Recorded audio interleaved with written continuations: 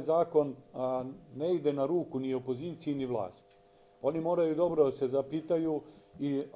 opozicija i vlast, šta će se kasnije dešavati, da li će oni moći da kontrolišu sudije, da li će moći da utiču na donošenje zakona, da li će moći da utiču na presude ili će neko drugi uticati i donositi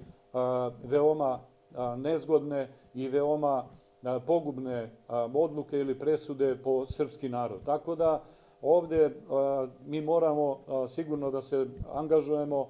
što šira grupacija i što više ljudi da se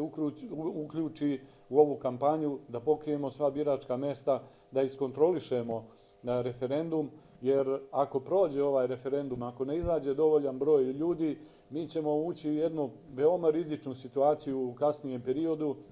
gde ćemo možda